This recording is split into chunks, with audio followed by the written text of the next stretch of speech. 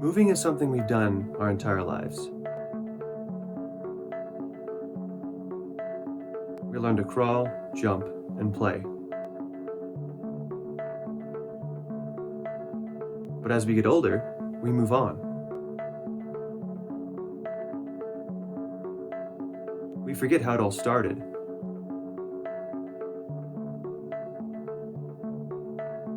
The thing we share with every species on this planet.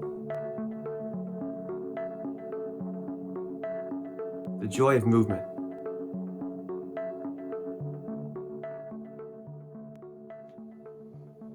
Hey, it's Thay, and today I wanted to talk about how I do parkour in a fursuit. More specifically, defining what parkour is, what it's meant to me, how I got started, and some of the challenges I've faced along the way doing parkour in a fursuit. Just as a disclaimer, safety first, know your limits, baby steps, and never go alone. If you don't have a friend to go with, make sure someone knows you're at just in case you need help. So, what is parkour? Think of getting from point A to point B as efficiently as possible.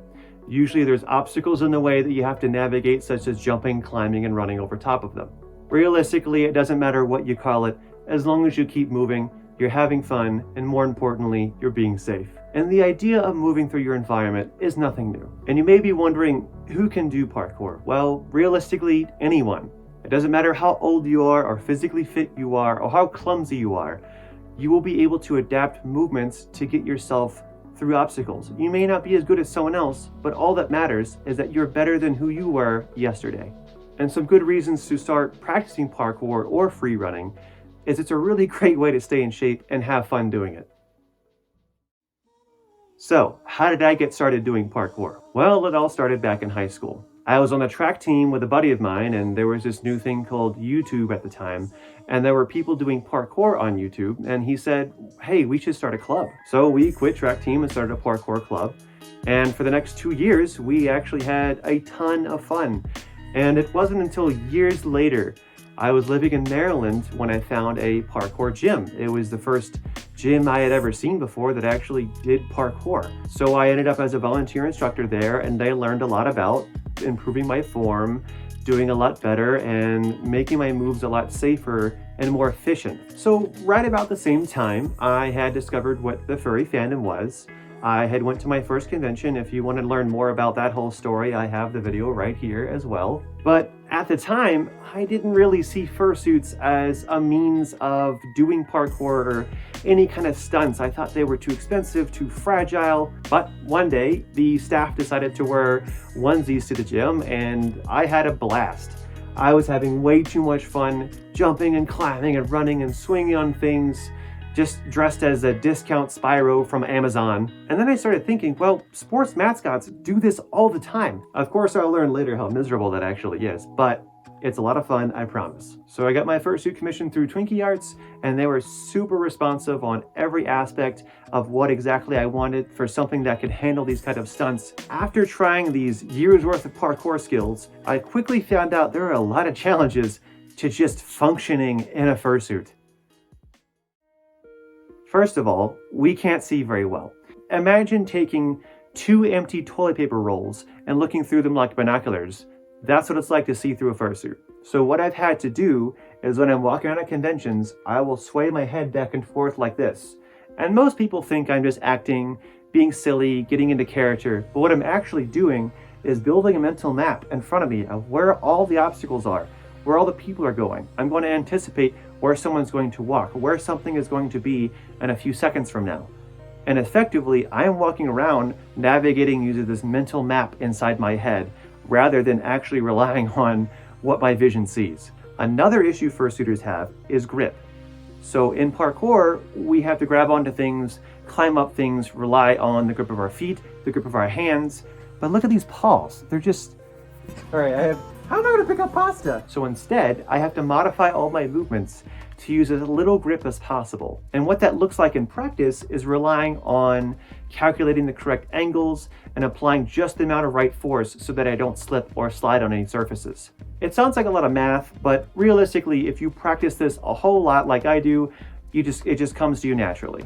I can't even snap my fingers. How sad is that? My hands and paws are also a lot larger than my normal hands and paws. So I actually have to walk with a widened gait so that way I don't smack my feet together and trip over myself. There's also been a lot of times where I smack my ears on something or smack my nose on something. A really great way to get around this is have a mirror in front of you where you can take your hand and touch exactly how large everything on your costume or fursuit is. And you can keep that in mind as part of your mental map in your head, so that way when you're navigating around, even if it's not doing stunts, even if it's just going through a crowd or just trying to use a staircase, you don't trip and fall. Another big issue that every fursuiter on the planet has is overheating.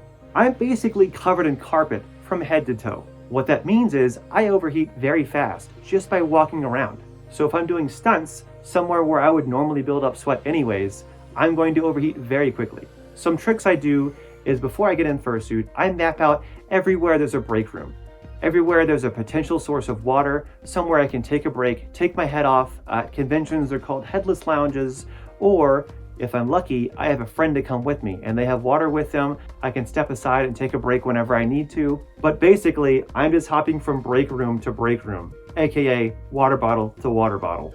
Depending on how active you are while fursuiting, is how often you should be taking breaks. So if you're not very well conditioned to doing fursuiting or just cardiovascular exercise in general, you should probably be taking breaks every 5 to 15 minutes. I think the most I've fursuited doing stunts without taking this thing off is probably like 6 hours.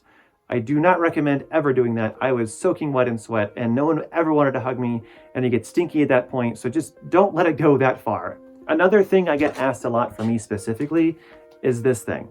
My tail is about 5 or 6 feet long, and funny enough, because it's made of polyfill and so flexible, it doesn't actually get in the way that much because it just kind of flows behind me. Sometimes it gets tripped up between my legs, but most of the time I'm able to just kick it out of the way and it's fine. And occasionally I may smack something or someone and it will knock the wind out of them. So just be careful if you have something like that on your costume. Another thing I added for some safety is during parades, this thing drags along the floor and I get stepped on a lot. So I added a squeaker to the tip. So that way, every time I get stepped on, someone usually takes their foot off, doesn't know what they stepped on, and that allows me to get away. It's also just fun to squeak it. And as of this time, this costume is 5 years old.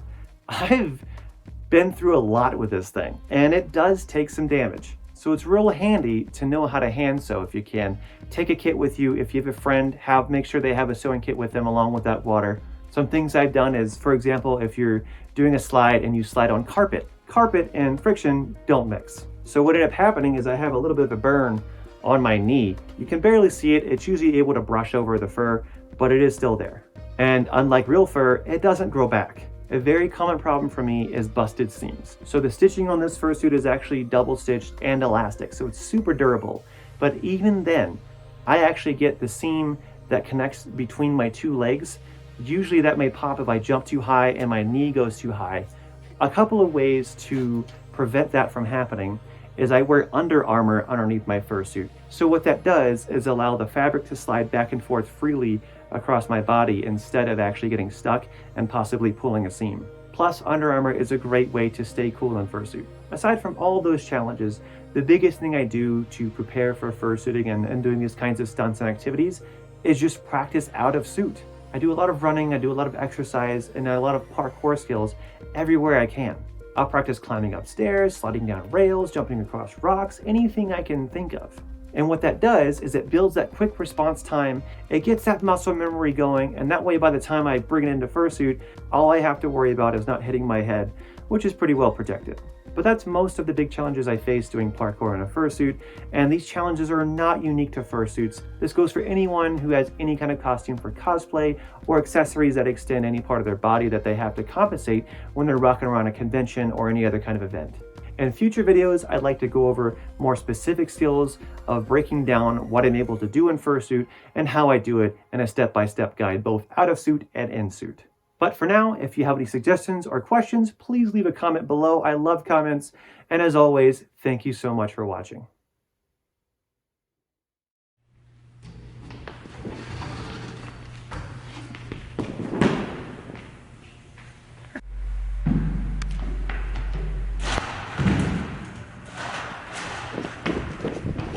see the video.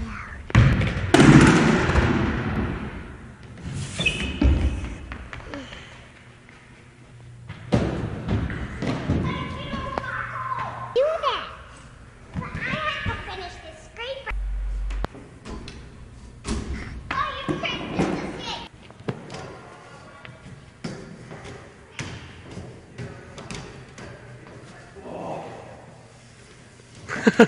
to That was perfect.